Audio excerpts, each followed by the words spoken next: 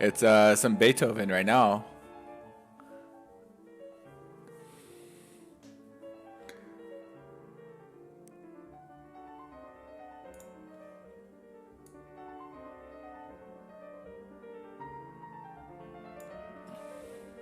All right.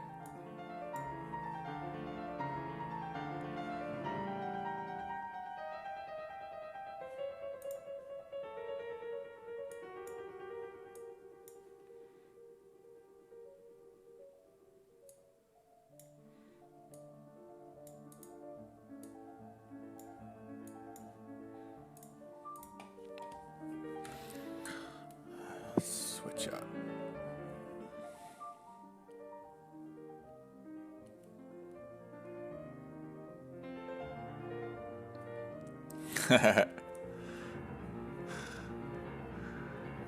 It's all right, man.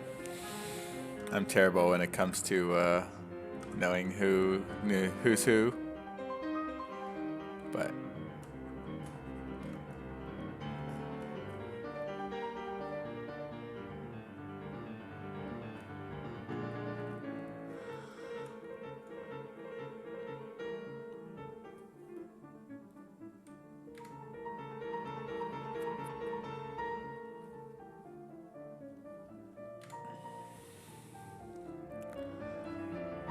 all I know is that nobody owns the past. So hopefully this music won't be muted on YouTube.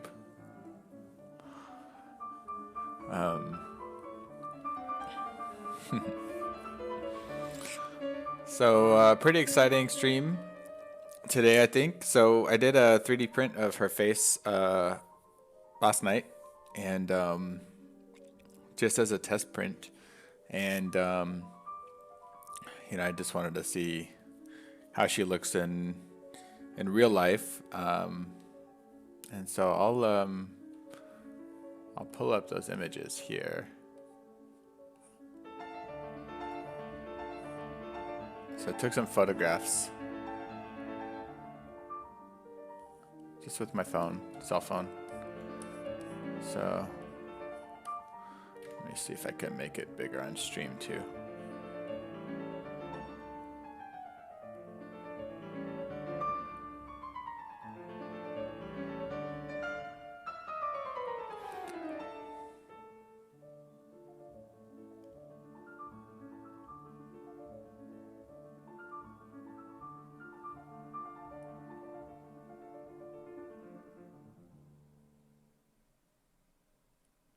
No, I usually print smaller with the test print.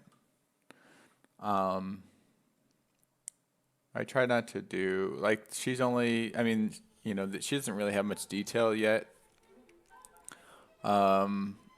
She has, like, I didn't even print her little hairs coming out of the bottom.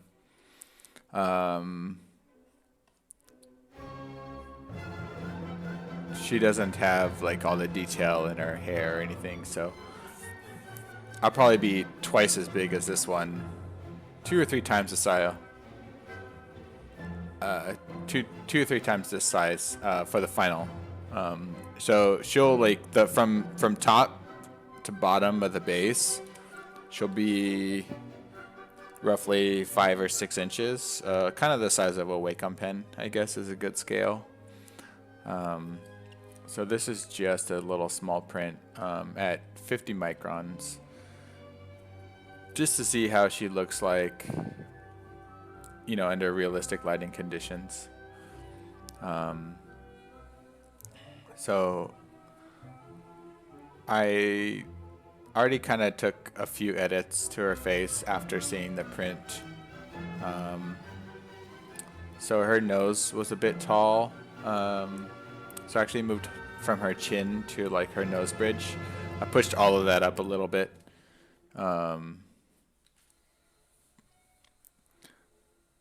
The nose bridge was a little bit wide. And she was a little bit like right here, just a little heavy on the curvature of her face. So I brought that in just a smidge, kind of moved it around. So just a little bit of editing. I pushed this back a little bit, this line right here.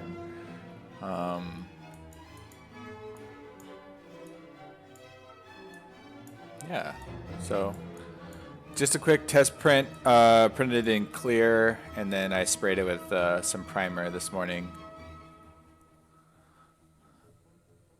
And yeah, so it's pretty fun to do a little test print, just to kind of see. You know, she's sitting right here on camera. You got her, so you could kind of see like on the webcam, just kind of the scale, as opposed to the final scale is more like this. So like face to face is like, I don't know, 3 or 4 times the size. So that's the final end goal, I guess, is to have it that size. But these little test heads are really cool because they print out fast. I think this took like 3 hours to print, 3-4 hours at 50 micron.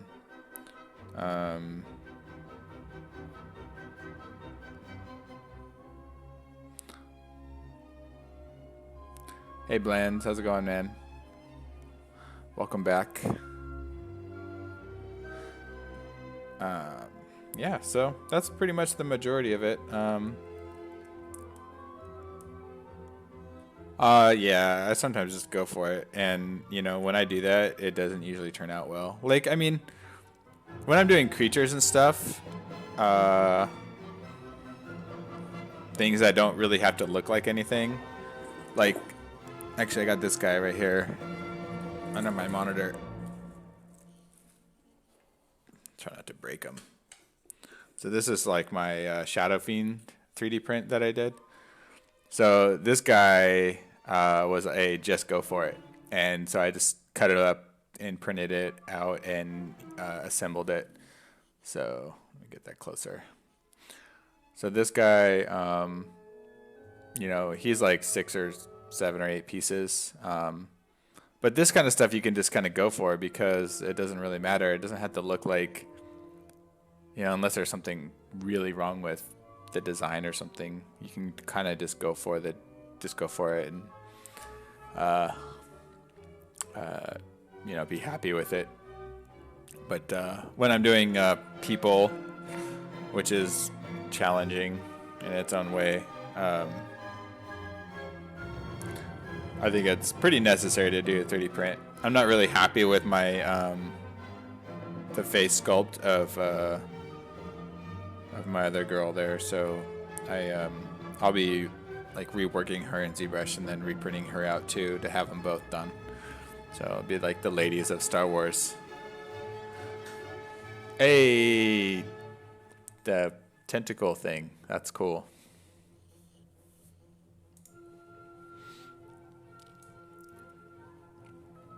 So yeah, so she came out pretty cool. So today I'm going to focus a lot on the hair sculpt. And you could see I started working on, so on my own stream, I started working on like getting the cloth a little bit more fine-tuned, adding in like wrinkles and seams. I broke out the backpack into a bunch of different pieces.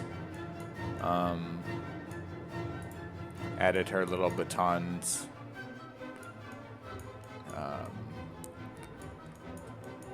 Refined the chest piece a little bit more. Going to carve in some more detail on this one. Yeah, fix the chicken feet on the hair.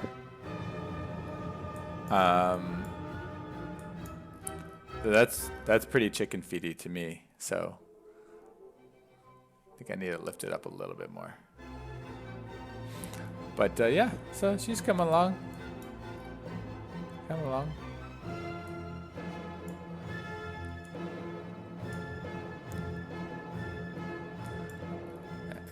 Every one of these photos, she looks different. Like, this is why I hate and love doing likenesses, I guess. Mostly hate. A little bit of like. But it is what it is. So I hope you guys all got your coffee. So we got our coffee today as well.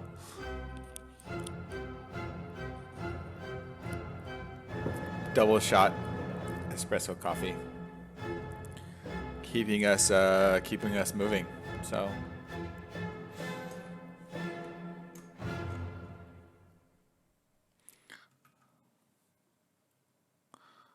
you can see like from this photo, I mean, I think she gained a little bit of weight from this photo down here to this one. You see a lot more of her, a lot more mass in her cheek area. So it's kind of like which version of her do you want to make, I guess.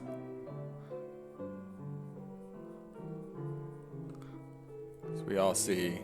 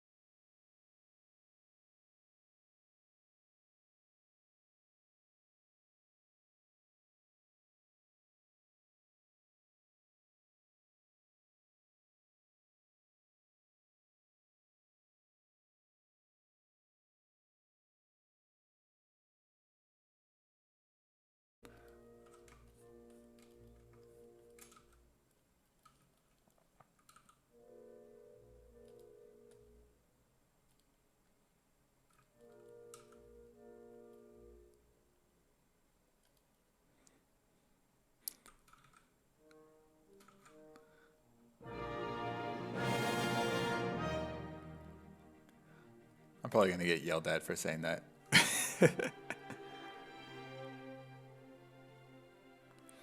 Hey guys, would you know how to get my tool out of flatness hell? Move your camera around more. I think a lot of people suffer from not rotating and changing your angles. You kind of work from one viewpoint a lot. And when you do that, you end up sort of working towards the camera a lot.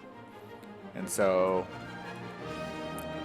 if you turn your camera a lot and use your move tool to define the roundness or the curvature of a shape,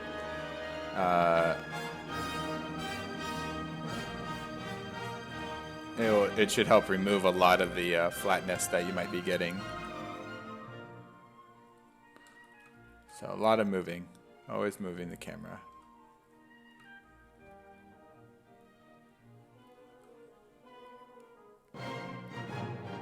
Solo, it looked like you changed your shader if that's your issue.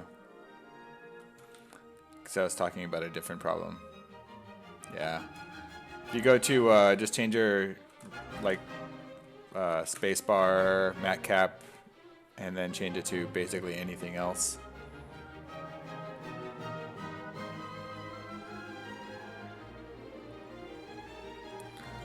But what I said is still true. A lot of it's easy to get comfortable from one angle and work from that angle for far too long without adjusting and rotating around. This thing is so much taller than it is.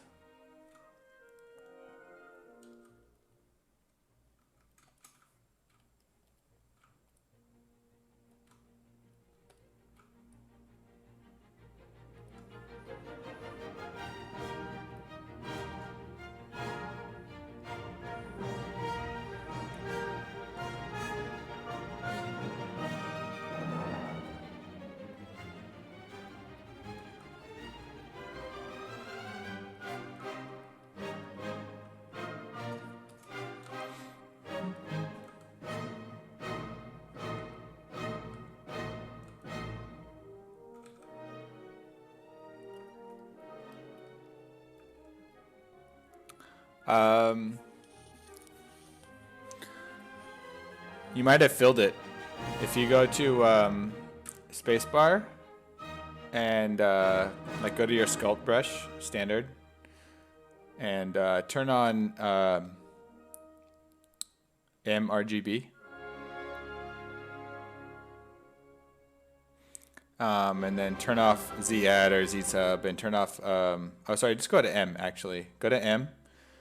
And then on the left-hand side of the tool, like under your colors, I think it's default, but there's this thing called Fill 3D Object.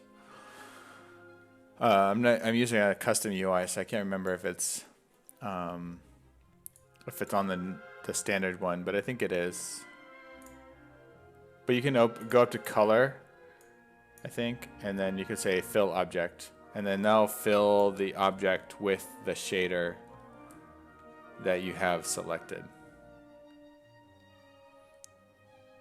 That's also like a good trick to, if you want to add, if you want to have something be metal while you're sculpting and other things be the standard matte caps and stuff, you can fill a model with a material and it won't adjust as you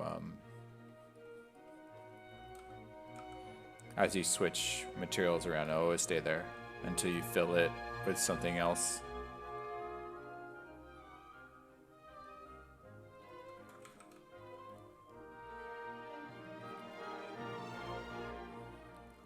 Yeah, you could have added a texture. You could have changed the material.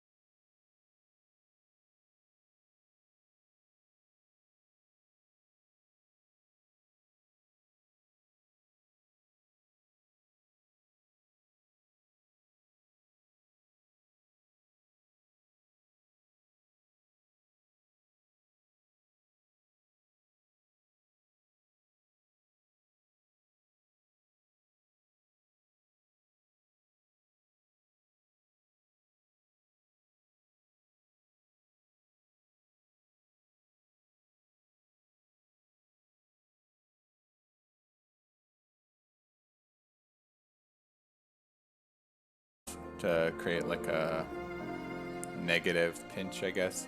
It cuts inwards in the gaps.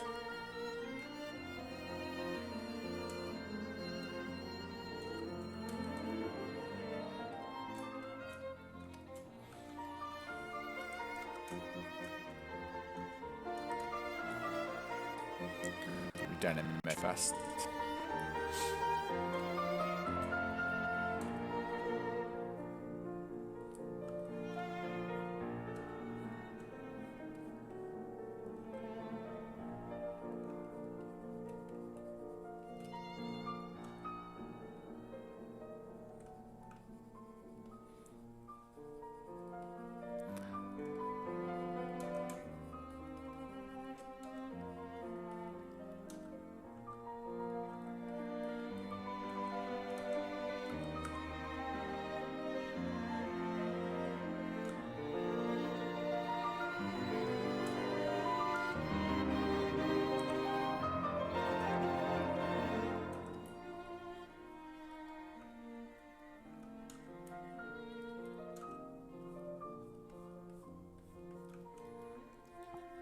Since I don't really have another angle, I'm just gonna have to make it up as I go, as I work my way around the neck. Probably revisit some of these shapes a lot more later on, but just want to get something, you know, sometimes it flattens out to not be a whole lot of things going on. Sometimes there's a lot of little micro wrinkles.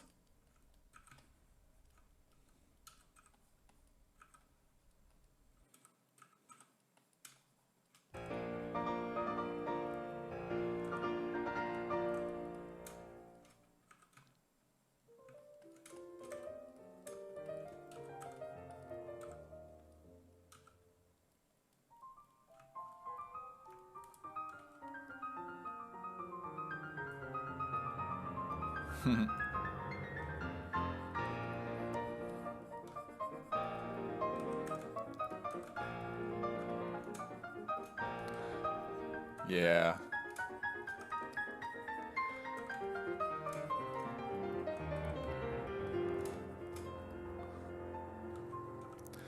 I could do that.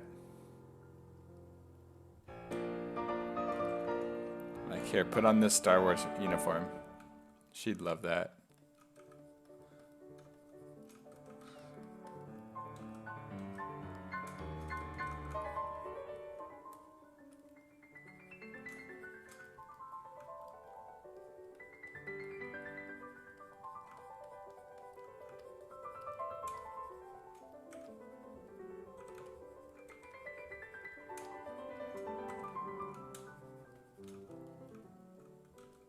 Yep.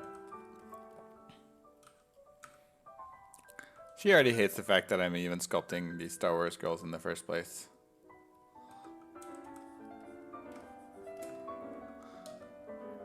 I'm like, yeah, but I started a thing.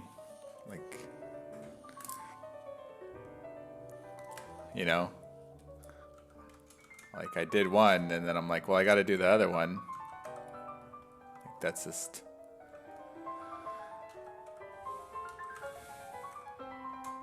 Can't give up now, you know?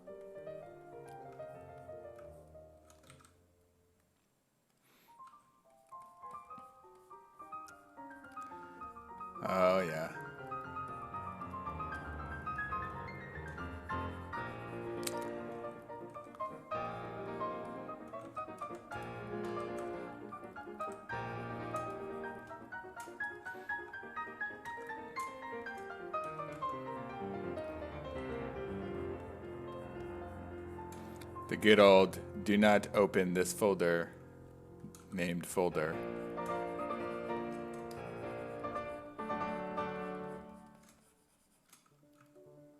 Top secret files.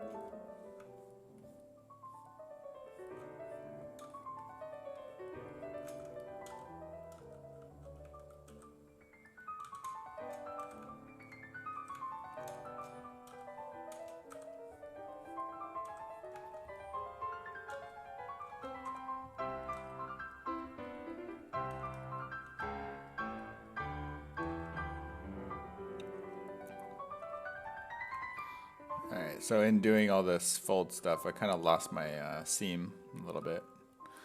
So we're going to go back and redraw that guy. Also lost our...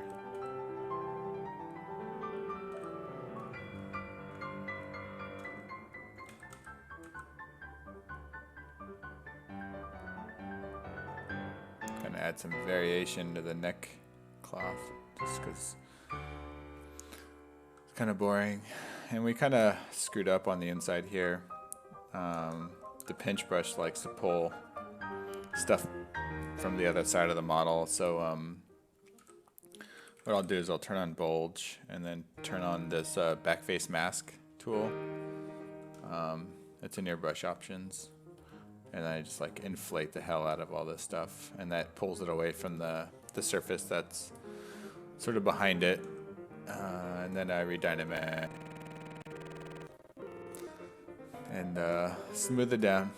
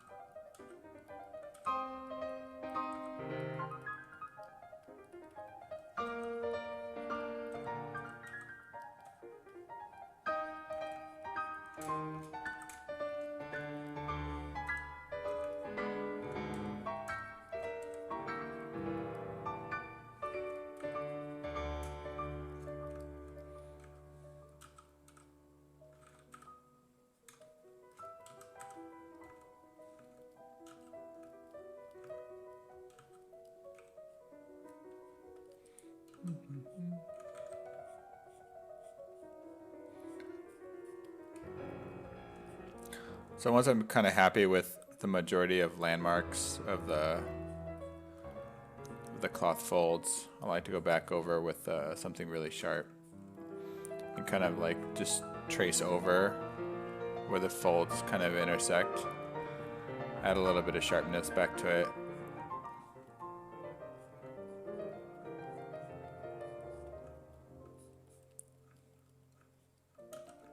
It's easy to kind of make cloth look a little lumpy, I guess is a good word. So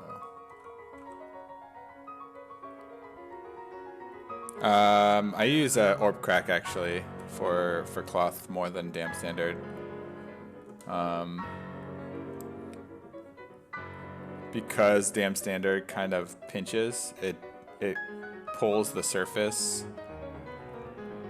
I guess I should say it kind of moves the surface around a little bit more than I like it to. So, like if I use dam standard, you see how like it pulls the area around it with it, whereas orb crack kind of just adds an edge to the areas that I'm working on. So I don't know. or maybe I'm not explaining it very well, but I feel like orb crack just kind of ignores the surface a little bit better and sort of allows you to make these lines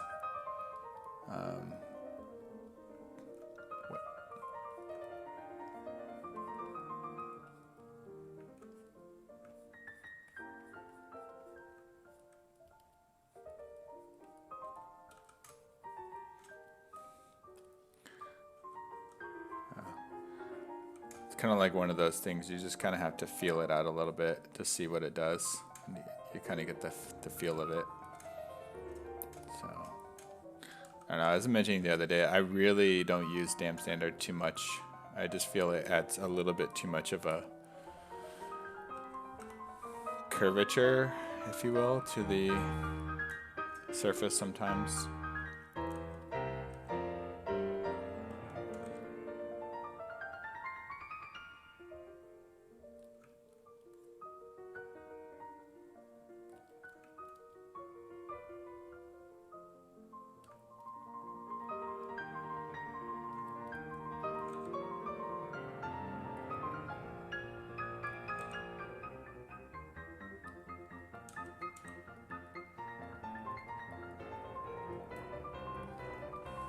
So I kind of just use the orb crack now for most stuff.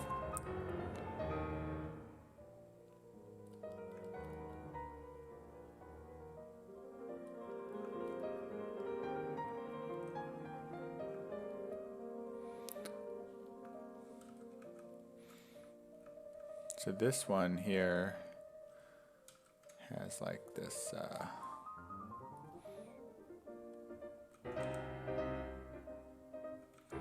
yeah, I don't know, it just adds like a bulging effect to the areas around it, pulling the geometry towards the crevice, where orb crack almost just makes like a clean line where you want it.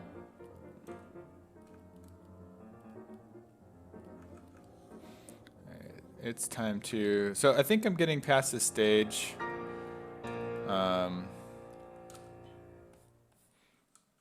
Clean up this garbage, hold on a second. Yeah. Orb crack, it's addicting as it sounds.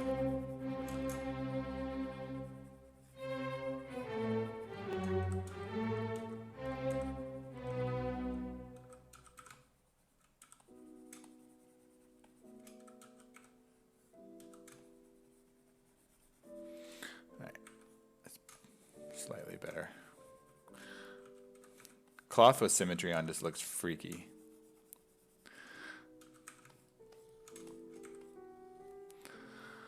All right, so I'm getting to the point where she's not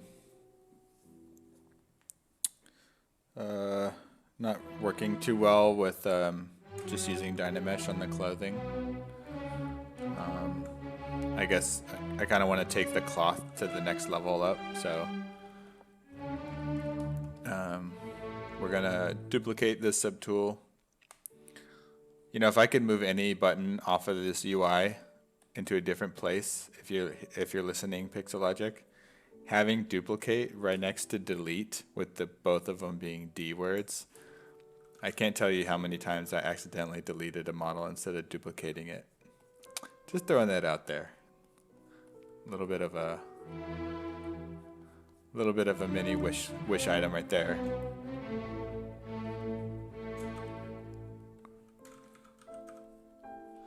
And then you say, oh well, it has the button the pop-up that says, are you sure you want to do this? Yeah, I don't like those pop-ups, and I always say ignore for the future. And then 10 seconds later, I delete my subtool on accident. So, yeah, that's a true story.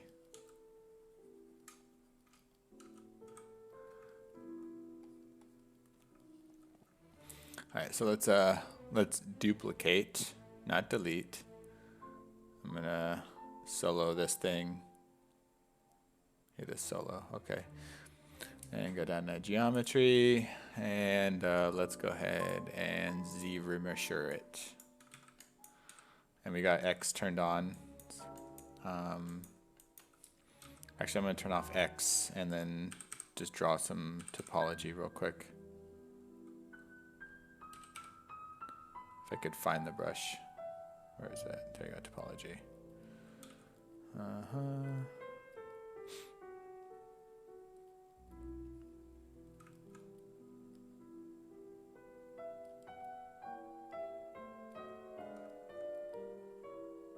Yeah. Exactly.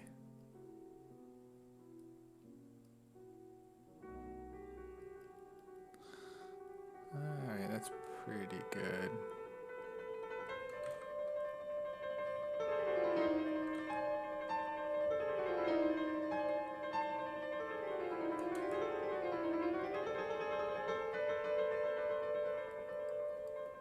Now, let's see how that does.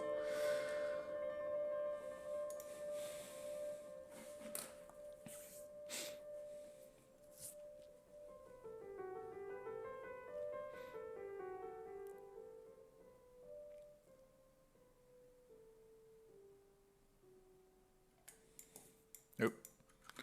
Undo. Turn off symmetry.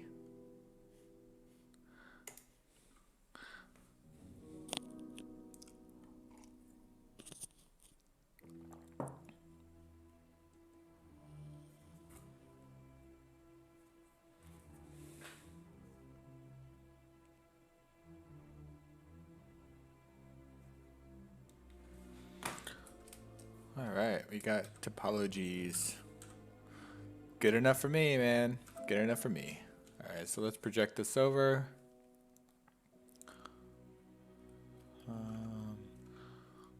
Subdivide twice. Project all. Do you want polypaint? Nope. Don't want polypaint.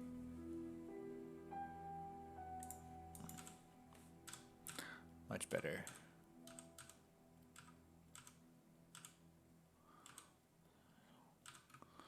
So we can probably delete that old subtool now.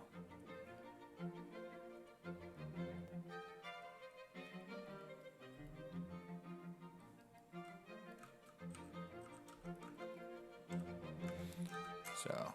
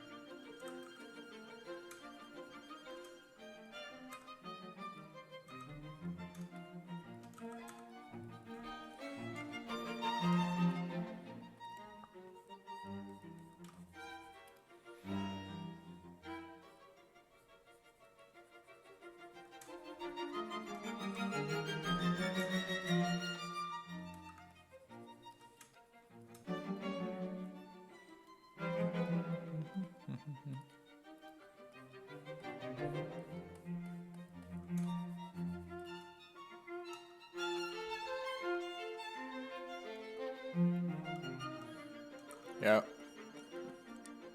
Hey, you know, I like people to know where my subtools come from.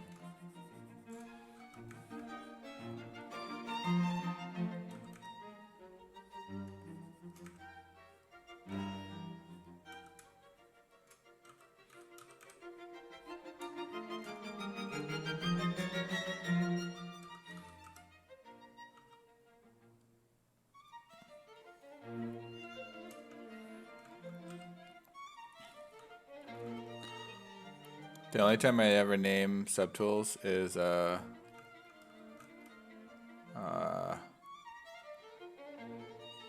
I'm told to, I guess.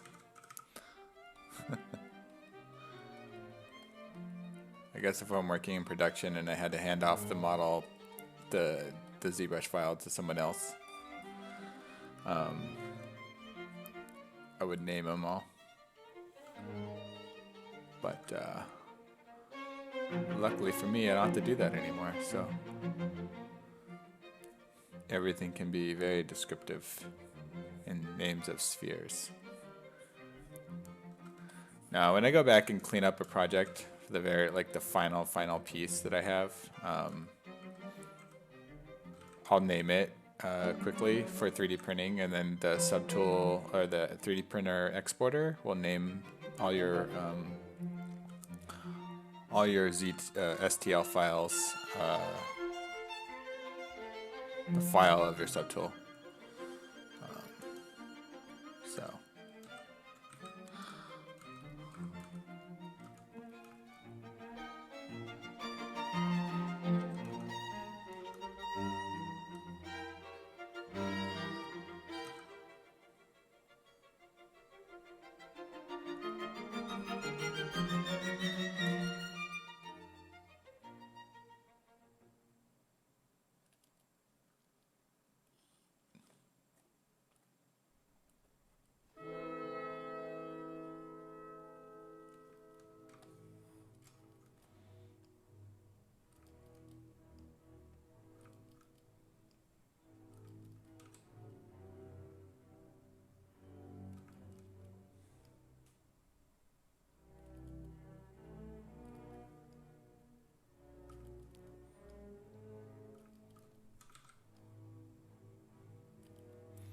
After many years in production, naming everything.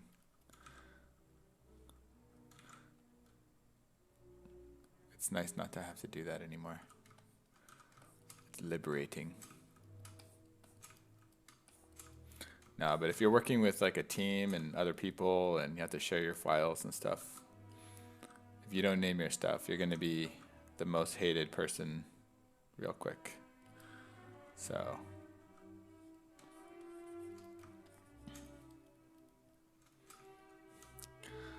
Plus, you know, when I'm working in ZBrush right now, I lose names so fast by merging things down all the time. Let's see if damn standard works for this. Too intense.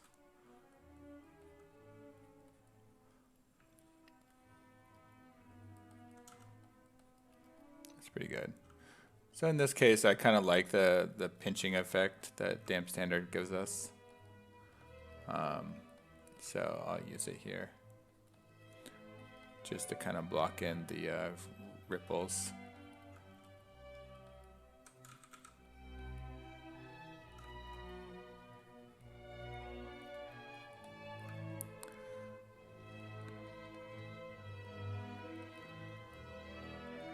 A little bit low resolution in the back of the neck, that's all right. And then after I hit all these lines, I'll probably go back with like a little bit of an inflate on top of these.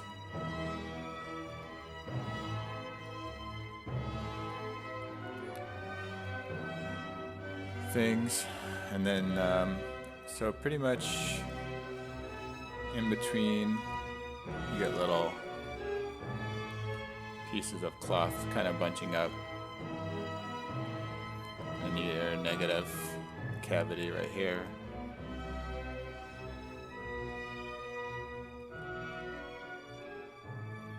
And kind of hit all that with the smooth.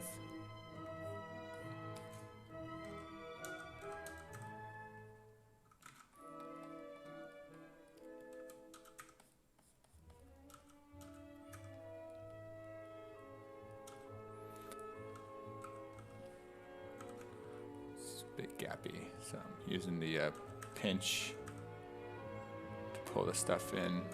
Actually, I'm holding pinch with Alt, so it pulls it closer as well as together. It makes a line going inwards.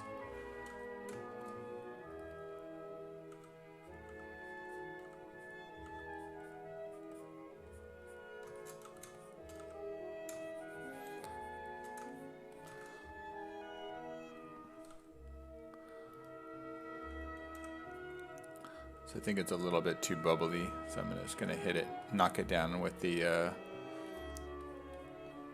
H polish.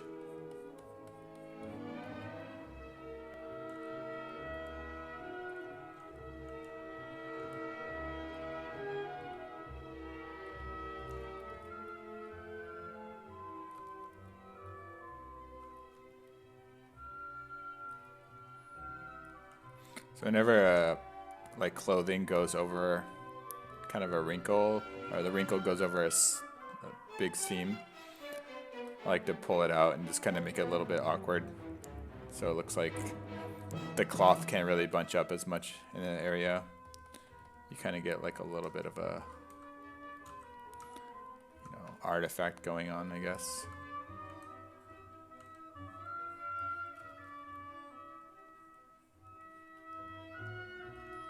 So we'll just go around and tighten up this seam. And oh yeah, I forgot, yeah. A lot of times kind of going at different angles to help, not always up and down, but kind of like little triangles, I guess.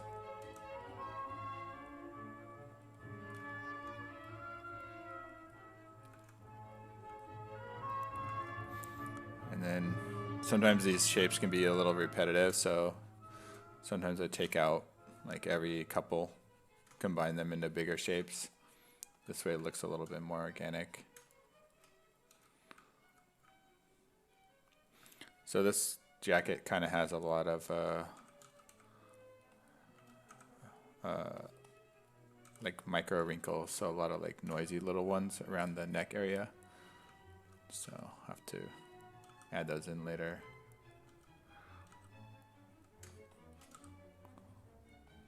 Get a little bit of a random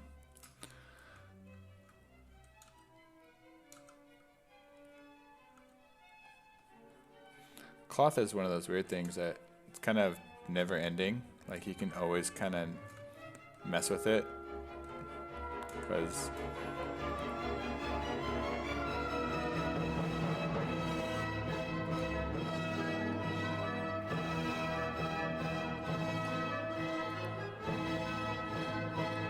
you can always just end up playing with where things look intersect and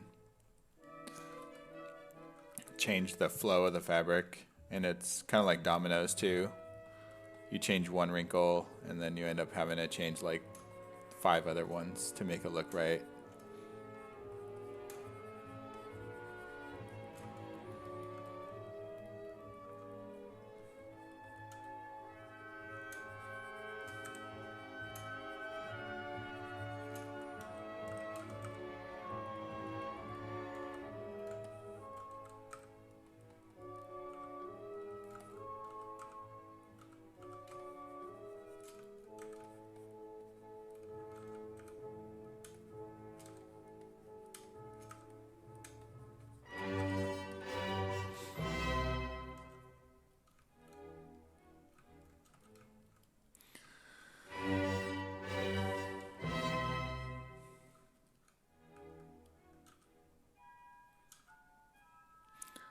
So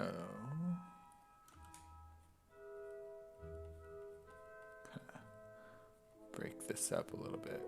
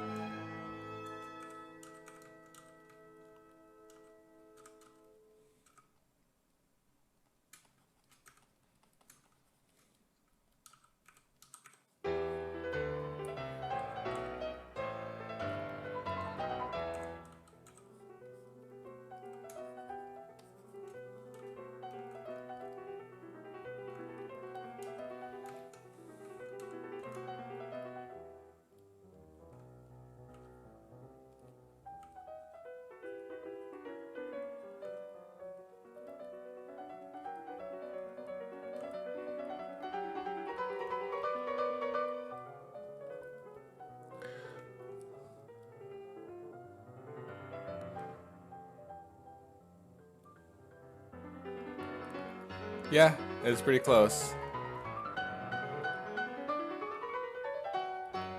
I'm not sure what's actually worth doing UVs for all day or sculpting wrinkles.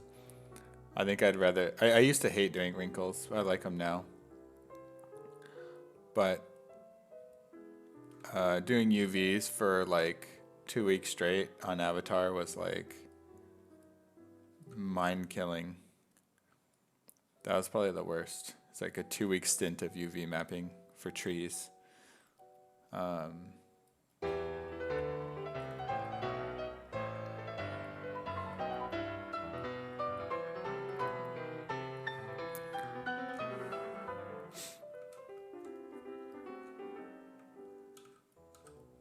I don't know. Hey man, how's it going?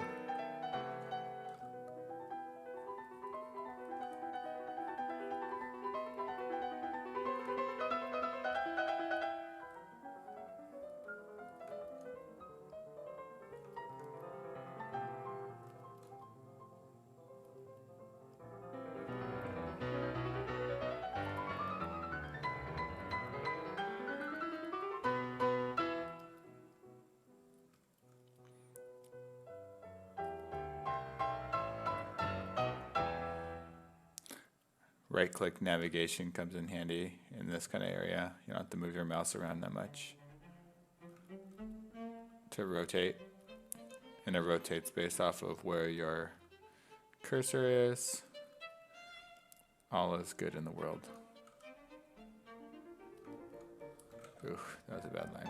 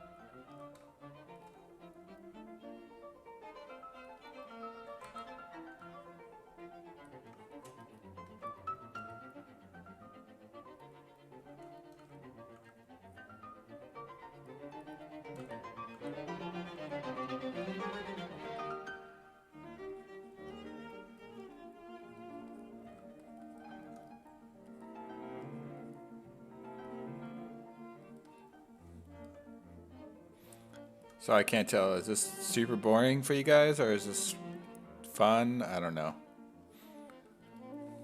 Maybe it's not that glamorous. It's just kind of got to get it done.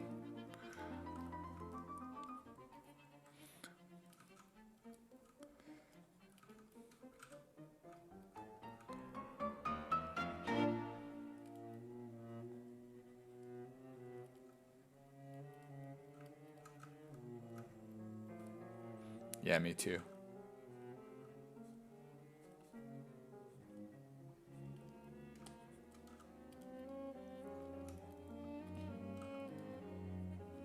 Free music every day, right?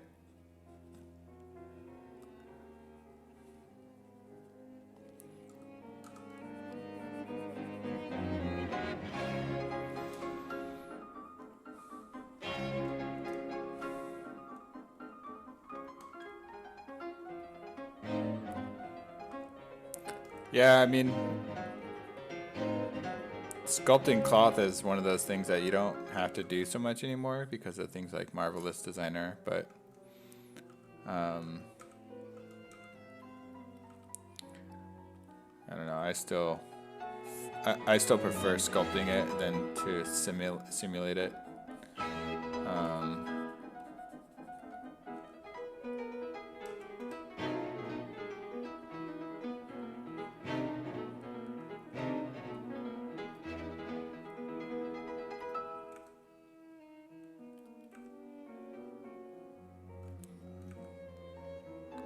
That's just because I'd rather challenge myself sculpturally. And I'm in no hurry to get something done. So.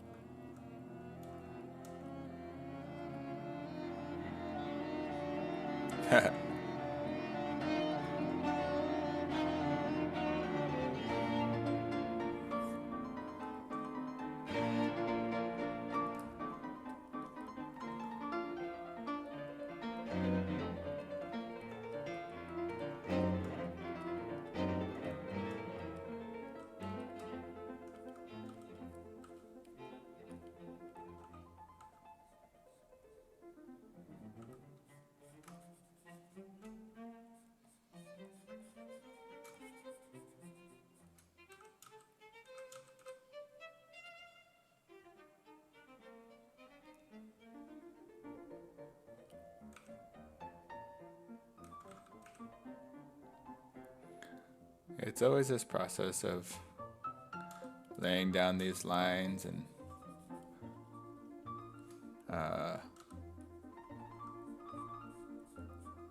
cleaning it up so it doesn't look lumpy.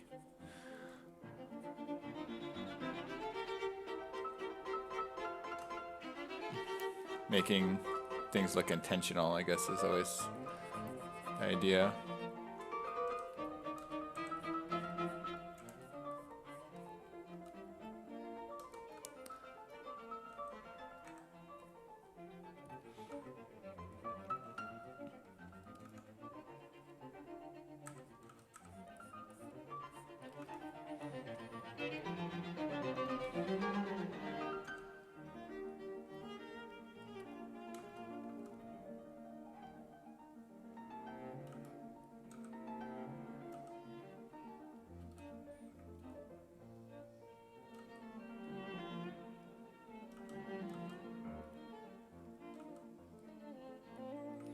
Yeah, I think it's true. You know, there's great tools out there to make you do things and get something good looking quickly, but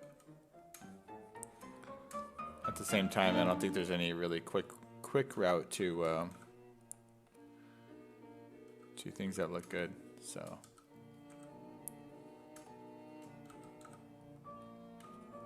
there are no hacks.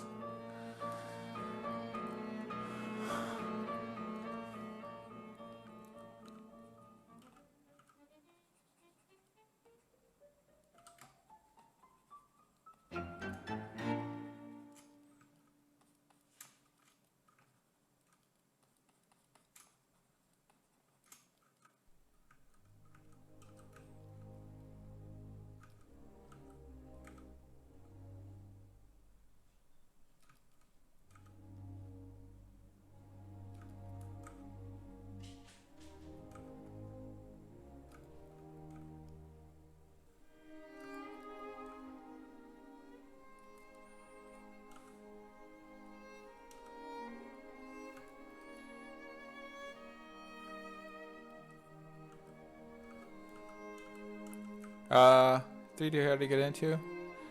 At this stage of the game, I don't think so. I've known lots of people that were strictly 2D pick up something like ZBrush and really pump out some really cool things. You know, 2D skills don't translate directly, but it all comes down to your eye for detail and being able to recognize good-looking shapes. So, you know, your drawing skills, the muscle memory behind it doesn't really do much for you, but if you could draw things within a very short amount of period of time, you can start sculpting them. So definitely grab, I would say definitely grab the ZBrush trial for fun. Check it out.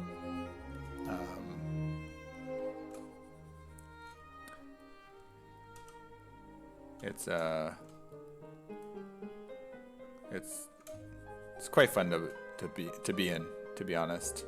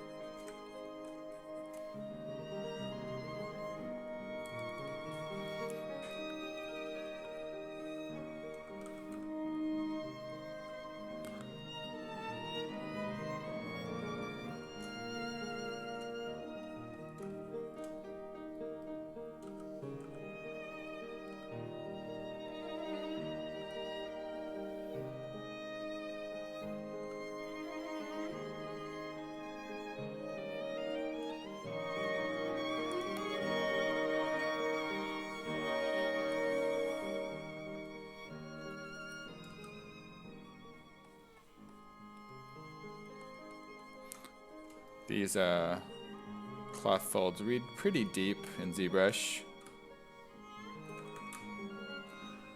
But when you print them out, they fill in with light a lot more. They're not as, you know, they don't get this black. So,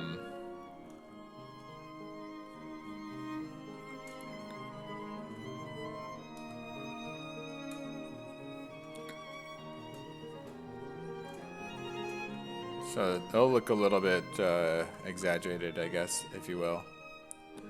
The depth of them inside of ZBrush, but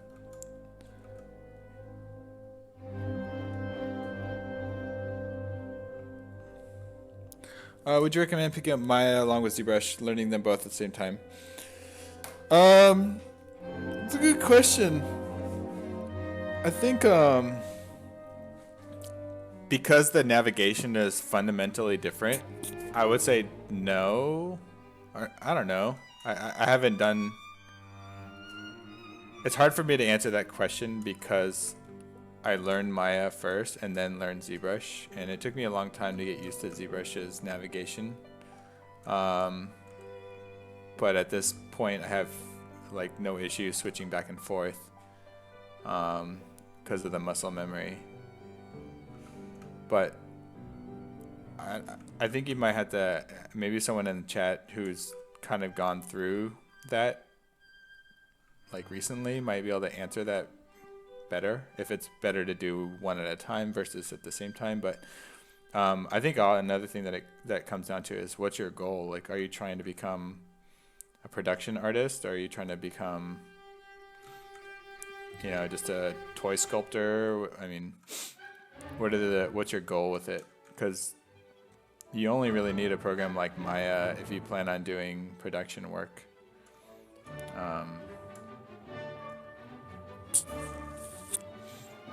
Yeah, if you just want to make sculptures and art, you don't need anything else at this point.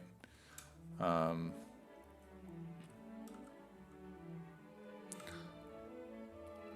mean, now that you have like modeling tools inside of ZBrush,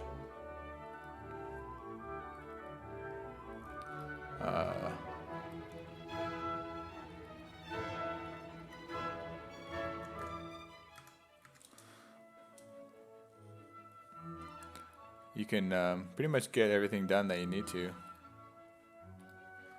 But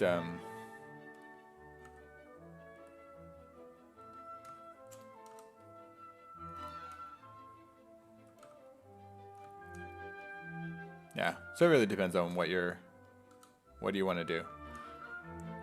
I was a production artist for 10 years, so I learned Maya first. Then I learned ZBrush.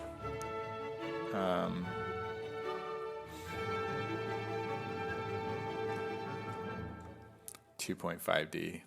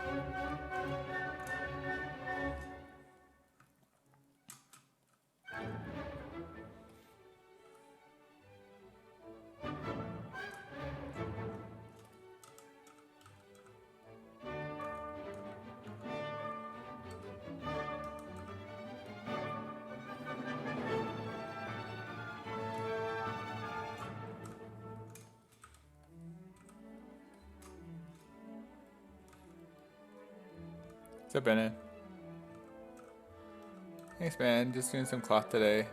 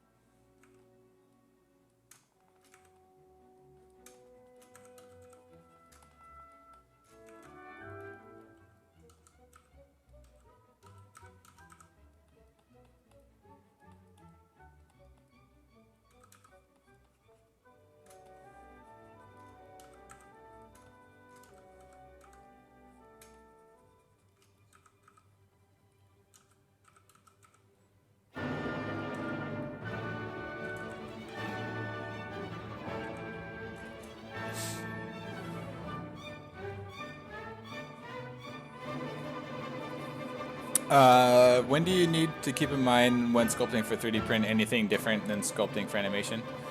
Typically, it's kind of a different beast altogether. Sculpting for animation is actually very limiting. If you're gonna have your model be animated, you usually have to have very little details like hard coded into the model. Like you wouldn't sculpt all of these wrinkles in.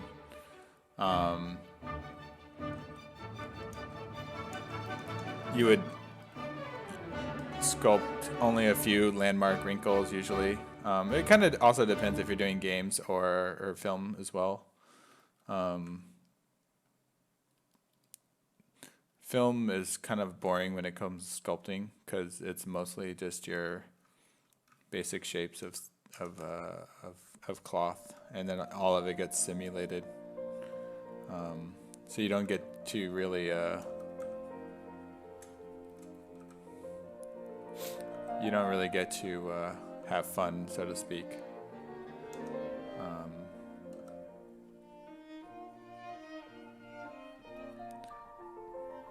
But when it comes to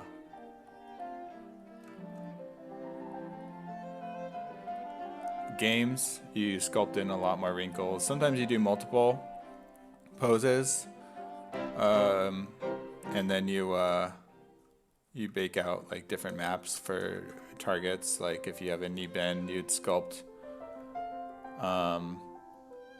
you'd bake out like a normal map for like the knee being bent, and then you would do another one for like straight. So you'd have a bunch of different normal maps, kind of being driven by the rig. So you'd sculpt all those wrinkles or simulate them in something like Marvelous. But when you come to 3D print, no, it's kind of like the gloves are off. You get to do whatever you want. So the only real limitation I found with 3D print is that you can't do anything super thin. So that's kind of your limitation. Is like, I mean, you could do thin stuff. Don't get me wrong. Like you'd still do like as thin as say like the tip of a pencil, but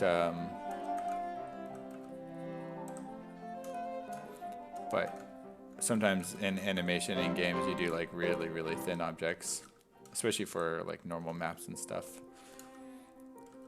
But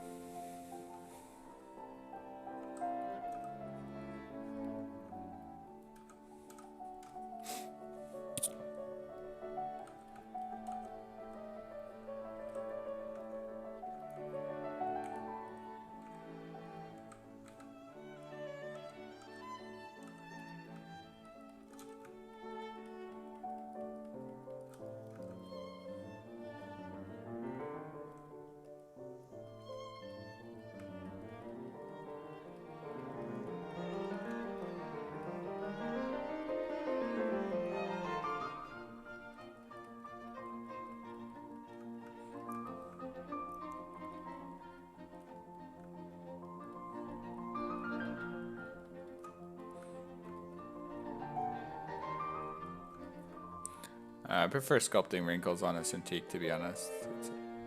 Especially when you have like really long lines that you have to do. But you can kind of do it on the Wacom tablet. It's more like brush strokes when you do it on a Wacom versus Cintiq. You can kind of do like really long lines at once.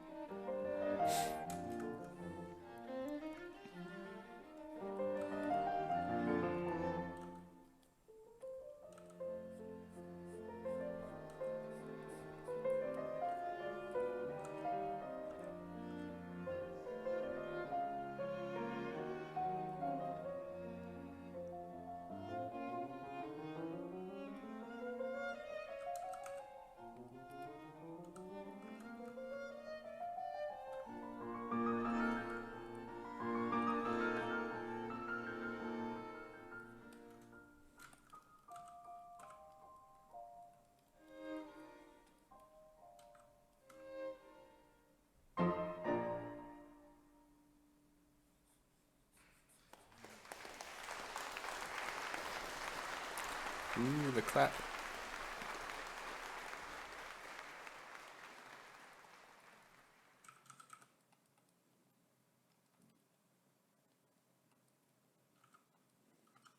So we're just kind of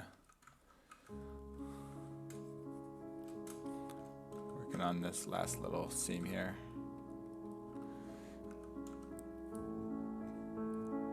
I think it only goes over one way. And this fills in here. So really depends on the hem.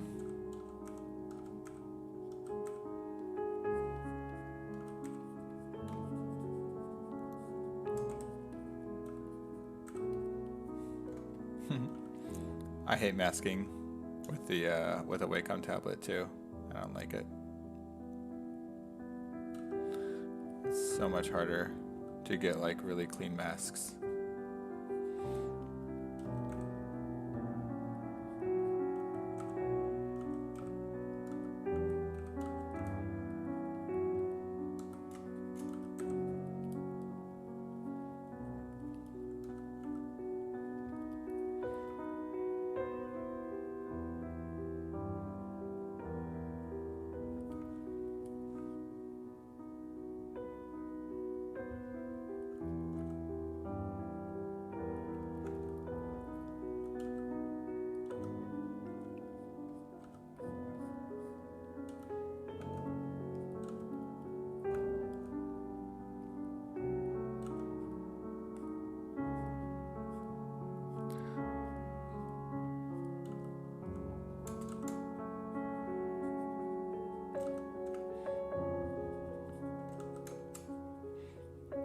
Another little trick is if you hold shift and then start smoothing and then let go, you kind of get like a different blurring effect with the shift with the smoothing. I don't really know what it's called, but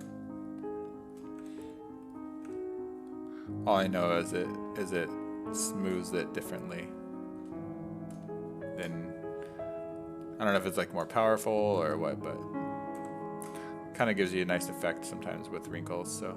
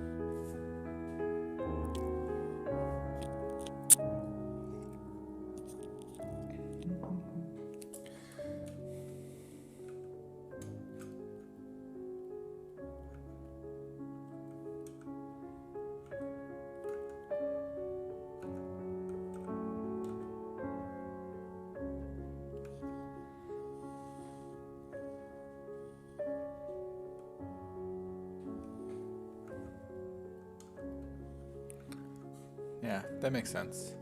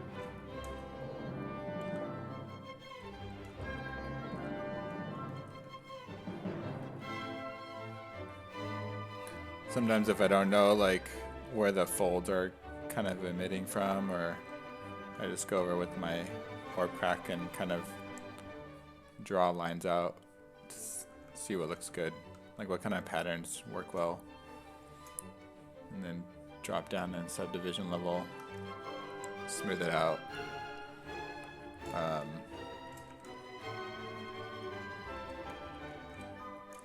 I think a lot of it is called happy accidents when it comes to cloth sculpting. You kind of do something, you're like, oh, that looks cool. That looks like it could be a real cloth fold. And you kind of go with it, and then you're like, oh, that one looks stupid. Then you erase that one. Or like you merge it into another one.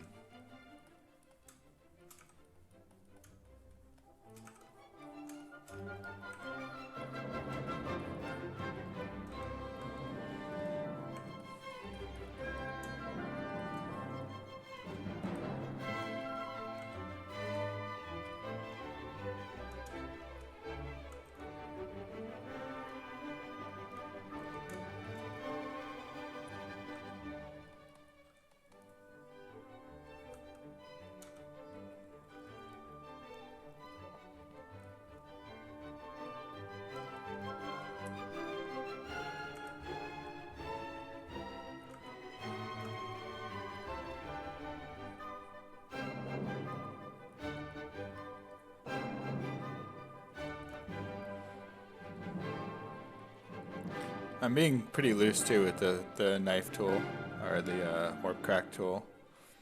You know, I don't have to. I just kind of want to just break up all this, like all these lines that just look mechanical. Add more like randomness to them, like little pieces of cloth kind of appearing and disappearing, and thread, you know, doing its thing. And there's like so many different types of seams, so for her I just kind of picked one and went with it. Didn't really spend too much time in research, particularly on like this particular cloth seam, but as long as it looks cool, I guess. And this kind of stuff picks up pretty well in the 3D print. It this guy knows what's up. He must be from my stream, if that's the first question out of his mouth. It's very, very close. It's called ZBrush.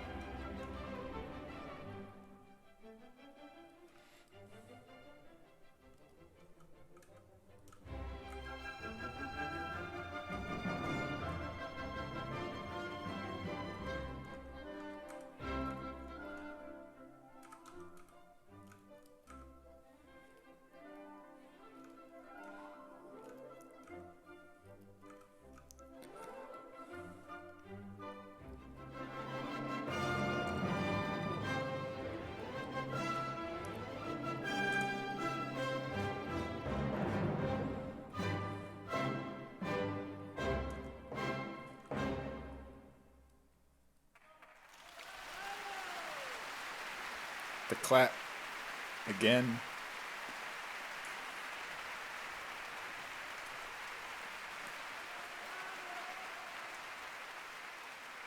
It's kind of awesome having people clap for you while you sculpt.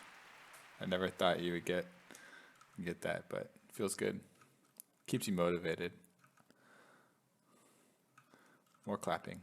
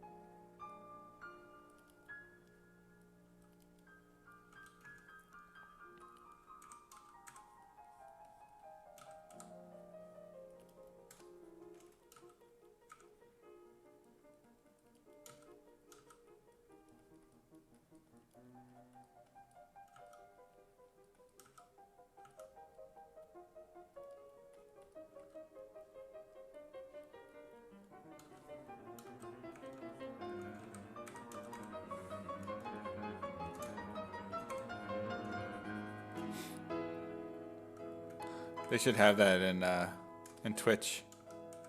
Like somebody does something really cool on stream, and then enough people do like clap as a emoticon or something, and then like it sends clapping sounds to the streamer.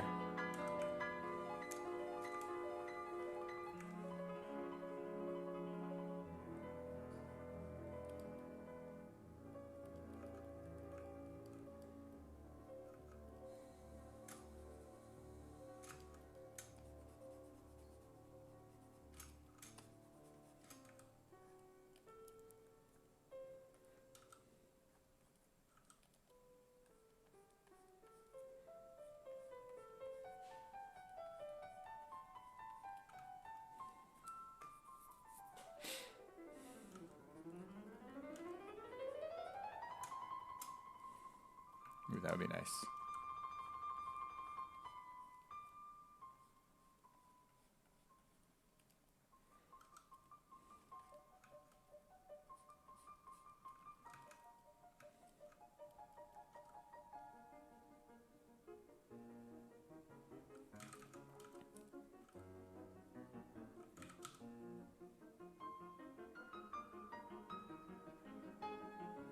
Oh, I made it.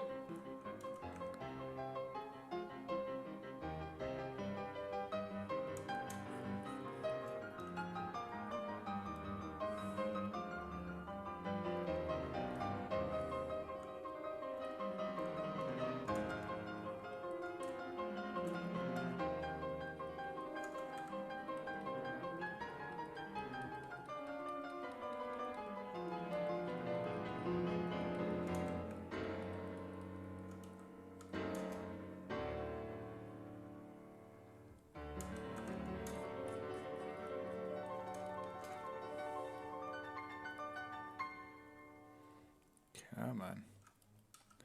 Go upside down.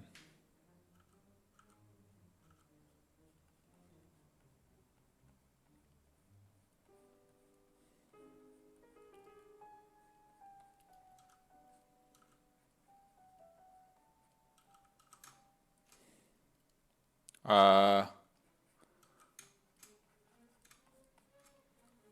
think I saved like 30 minutes ago. Alright, I just saved. Happy? Are you saying that just so you don't have to watch me on stream do this again in case I lose my file? Like man, Robert sculpting cloth like for hours.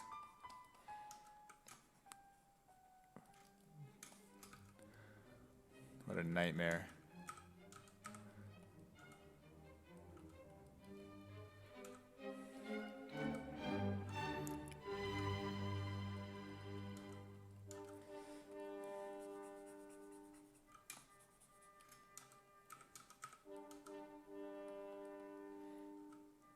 Please don't ever do this again on stream, Robert.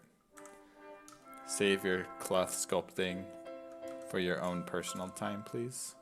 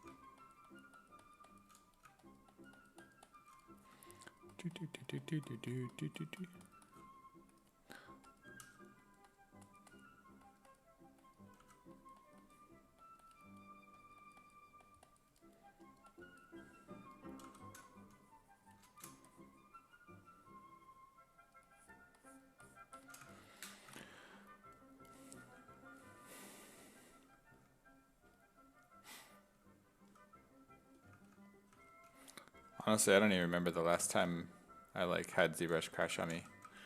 Kind of goes in weird waves. Like sometimes you just get a weird file that just does not like you, and then sometimes I have ZBrush open for like 3 or 4 weeks straight. I don't even close it. I just kind of come to my computer, start working, and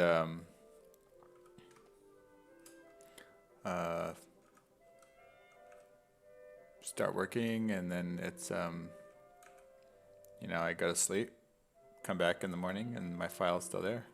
Just keep going. And then you get those some files that are like non-stop crasher files. And then you're just like, why? And then you export all your OBJs, start brand new scenes. Oh my gosh. You have those files that have like 30 subtools, and you just export all of them and rebuild your whole scene from scratch in hopes that it works better.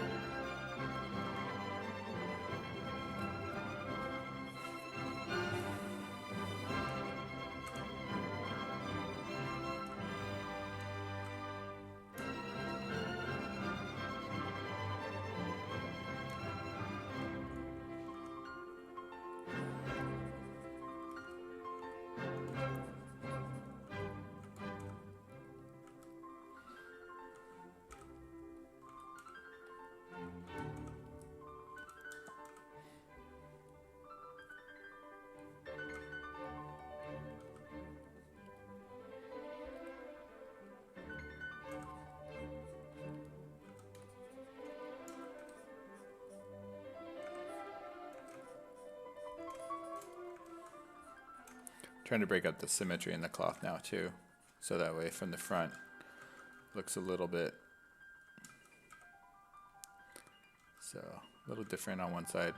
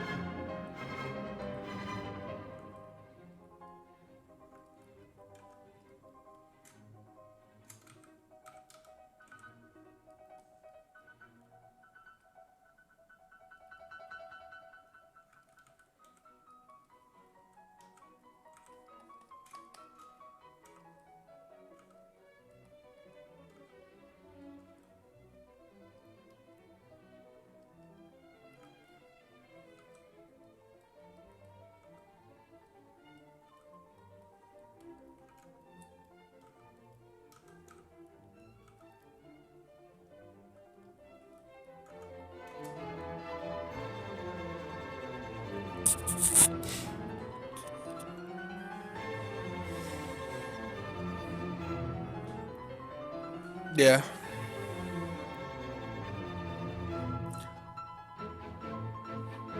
Hey Seagull, how's it going, man?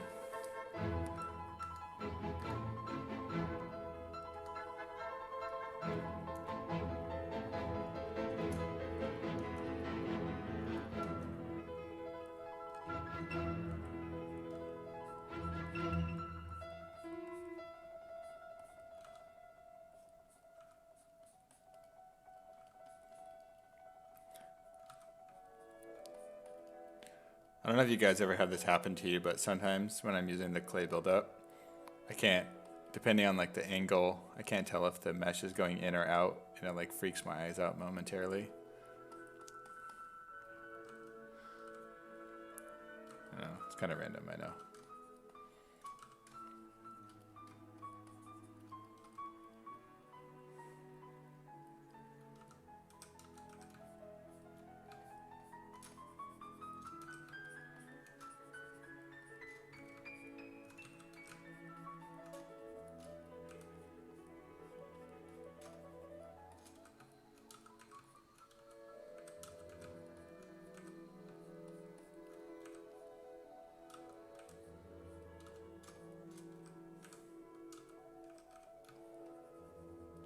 Don't mind me, guys. I'm just streaming here.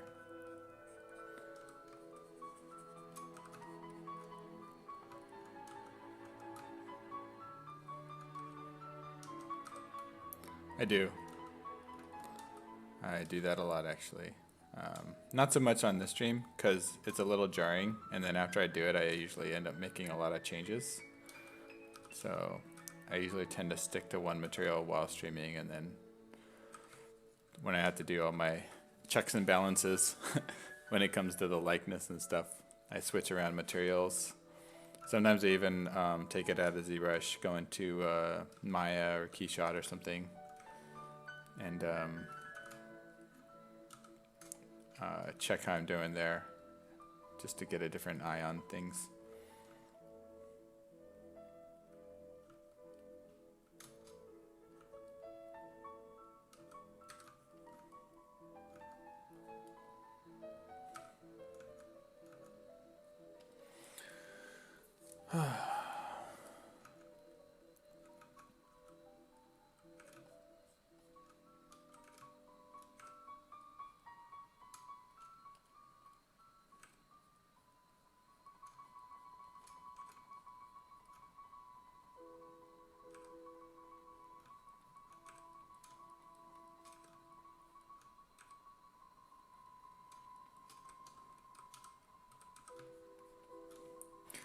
But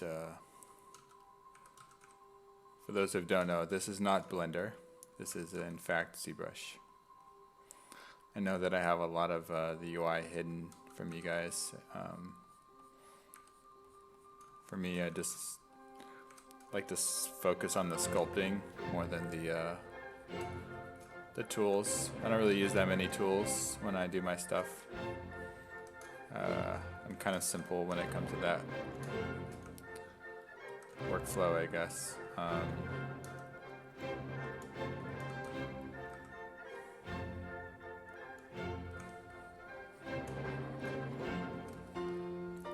I jump between only a handful of different brushes.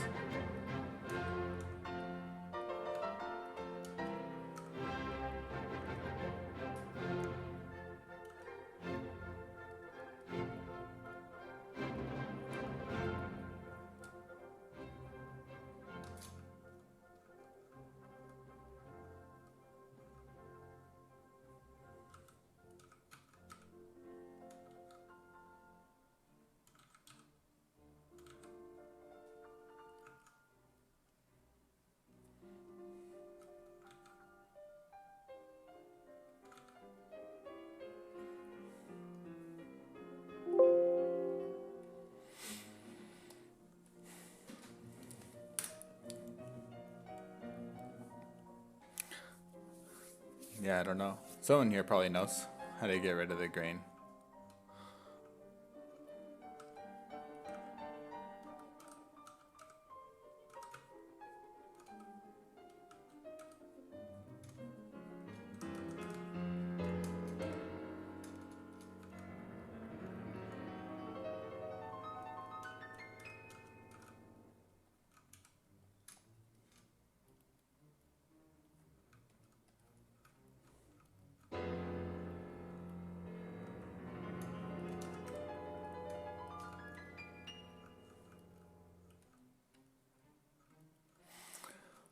All right. Well, I felt like we made zero progress today, somehow. But we did get this cloth into at least a more workable stage.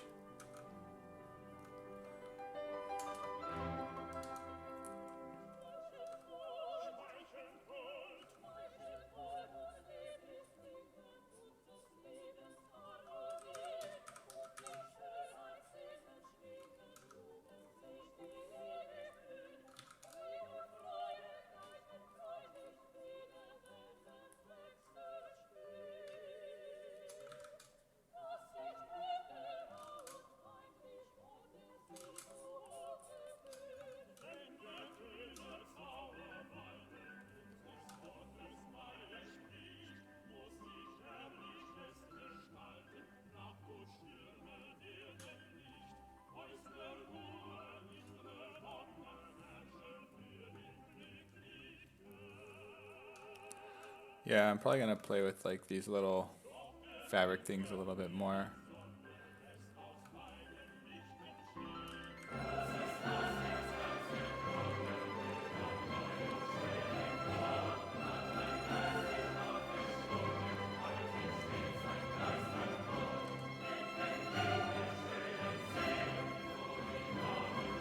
Sure. Yeah, I'll show you guys. Subtools are, let's go top to bottom. So we got our head, we got our base, got eyeballs, we got, these are part of her like armor pack on the front, just kind of stand-ins. Got the front plate thing.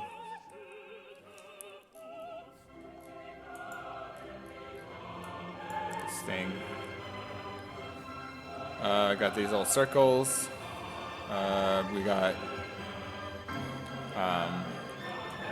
Imperial logos. We got our cloth straps.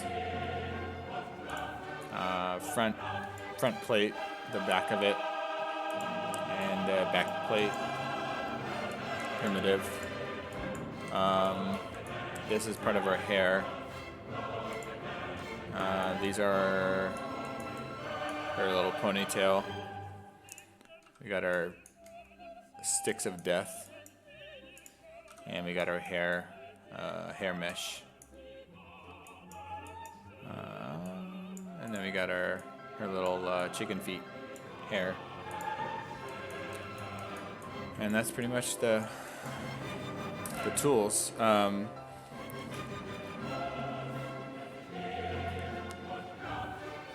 The body, that we only got 4 right now.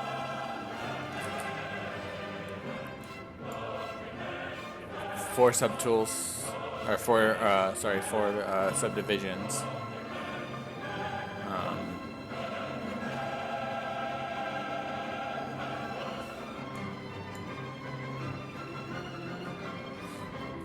Yeah.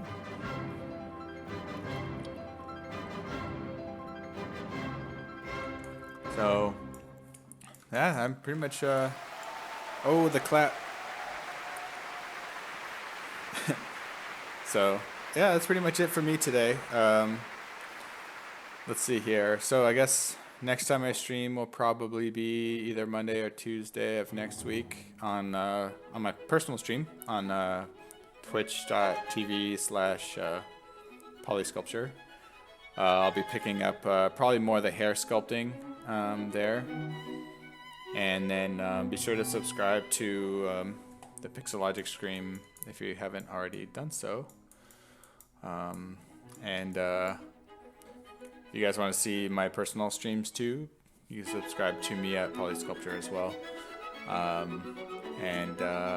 Let's see. And if you guys are new to ZBrush, or you know, if you have a 2D background, you want to start playing around in ZBrush, there's like a 45-day trial that you guys can click on down at the bottom. And yeah, it's a really fun program to play around with. So